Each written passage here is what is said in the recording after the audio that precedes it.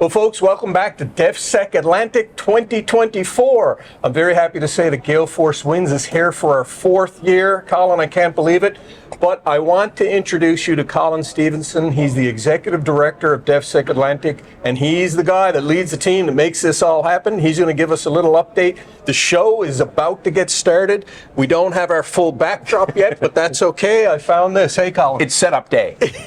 Hello, everyone. We're thrilled to be back here at the Halifax Convention Centre for DEFSEC Atlantic 2024, presented by ACATA, Atlantic Canada Aerospace and Defence. So, Colin, on the website, I was reading that this is bigger and better than ever. Tell us a little bit about that. Well, we've taken a big step this year. We've invested in the entire building. And so we've added an additional 45,000 square feet onto the property that we're using. So all the floors in the Halifax Convention Centre are now ours. So we're controlling the entire building. It gets us up over 120,000 square feet of usable space. So the flexibility that we have with that space, A, it's more expensive, but B, it gives us options to grow it into the future. So we're really excited to have the ACATA, Aerospace and Defence Association of Atlantic Canada, annual dinner on the property this year. That's a big step in the right direction. Convenience for the attendees, making sure that everybody is easily be able to find the dinner and make it successful as our partner. So that's a big step in the right direction. And we're also being able to accommodate larger receptions up in the 5th floor salon area. The reception last year was so popular, you couldn't get near the bars. We were jammed in there like sardines. So we've expanded the space into a nice, bright, airy area that everyone's going to really enjoy.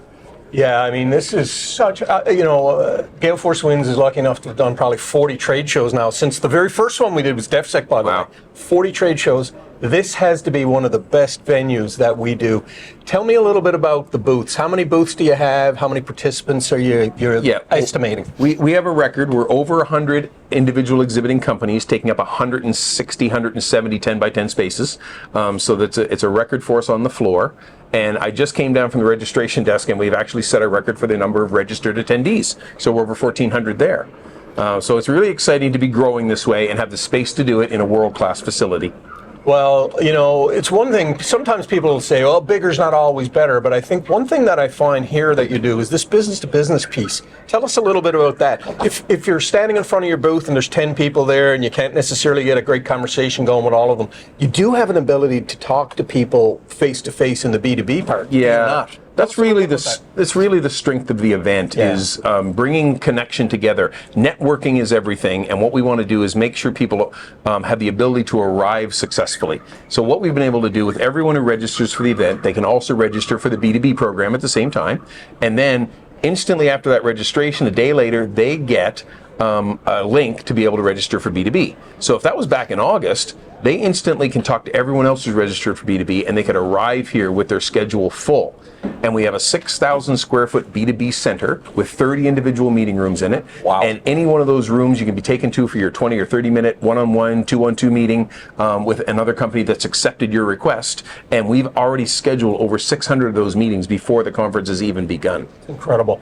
I know you're a busy guy. I have one last question for you surrounding the themes. I'm going to put you on the spot. Not that you can remember all of them. Talk a little bit about what is going to be discussed over the next few days here. Well, we allow the market to establish much of the theme. And what's happened this year is there's an ongoing universal challenge with human resources for every company. So that continues to be a place that we focus on. We're actually reaching back into we'll call it the talent pipeline, where instead of bringing post-secondary students in and allowing them in on Thursday afternoon, they're already trained in computer science or supply chain management or whatever it is they've done to prepare themselves for employment in this workforce. They're still doing that on Thursday afternoon, but we're going back even further into the high school system. We're bringing 5 local high schools in and exposing them to the training opportunities that exist with places like IMP Academy, Dalhousie University, Nova Scotia Community College, the Moncton Flight College, and they can find different pathways and entry points into the system so that when they are leaving high school, they're finding a training system that's going to prepare them for this industry if they get excited about it. Colin, it's an absolute pleasure to be back. It is DEFSEC Atlantic 2024. It's just a very important conference for the Defence and Security of Canada, and your leadership with a team of volunteers and staff is second to none, and I appreciate you coming on. Well, we're thrilled to have Gale Force Winds as part of the team and welcome you back. We're looking forward to a really exciting week here in Halifax. This is our home. It all started here for us. Excellent. Thanks, Jerry.